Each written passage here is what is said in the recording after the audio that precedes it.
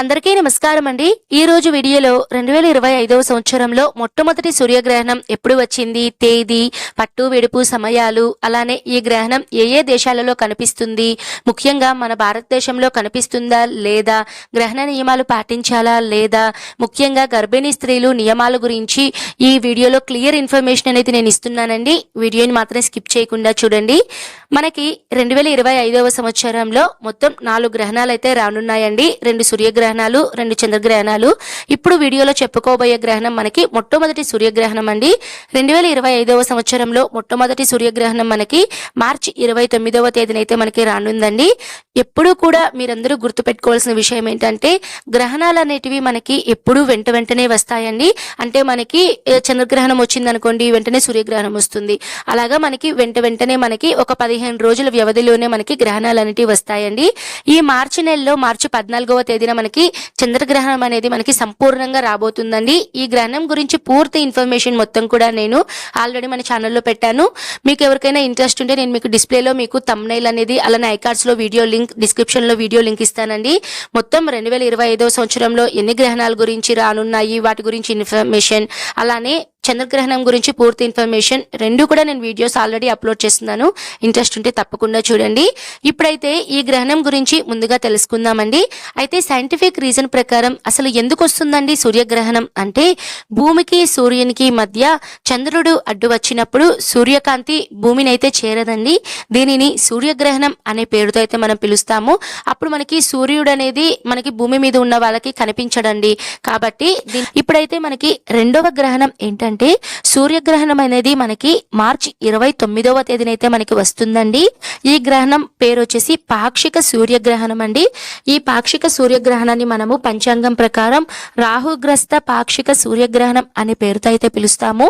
ఈ గ్రహణం మనకి 2025వ సంవత్సరంలో మార్చి 29వ తేదీ అంటే ఫాల్గుణ అమావాస్య రోజున, శనివారం రోజునైతే మనకి రానుందండి. ముందుగా అయితే ఈ గ్రహణం మనకి ఏ దేశాలలో కనిపిస్తుందో అవి తెలుసుకుందామండి. ముందుగా ఈ గ్రహణం కనిపించే దేశాలు వచ్చేసి మనకి Bermuda, Portugal, Canada, USA, Morocco, Greenland, Ireland, France, England, Iceland, Belgium, Netherland, Faroe దీవులు, Germany, Denmark, Norway, Sweden, Finland, Russia, Hungary, Italy, Poland, Romania, Ukraine, Venezuela, Vatican city దేశాలనందు ఈ గ్రహణం అనేది కనిపిస్తుందండి.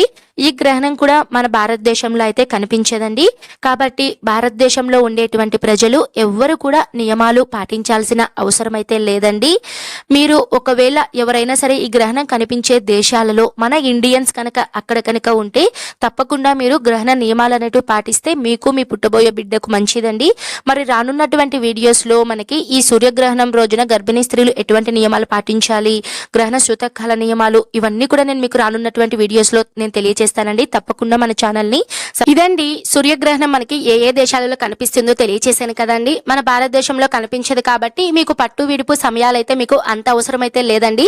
కానీ ఈ గ్రహణం కనిపించే దేశాలలో మన ఇండియన్స్ కనుక ఎవరైనా ఉంటే మీకు పర్టికులర్ గా మీకు పట్టు విడుపు సమయం టైమింగ్స్ కావాలి అంటే నేను మీకు యూనివర్సల్ టైం అనేది నేను మీకు ఇస్తానండి. అంటే మీకు ఎక్కడైతే గ్రహణం వస్తుందో అక్కడ గ్రహణం పట్టు సమయము, విడుపు సమయం తెలియజేస్తాను.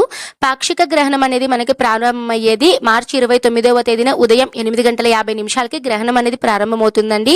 గ్రహణం మనకి ముగించేది మధ్యాహ్నం 12:43 ఈ గ్రహణం అనేది ముగుస్తుందండి. మీకు పర్టికులర్ గా ఇండియన్ టైమింగ్స్ ప్రకారం అయితే మనకి ఆఫ్టర్నూన్ 2:30 నుంచి 6:30 వరకు అయితే మనకి ఈ గ్రహణం అయితే ఉంటుందండి.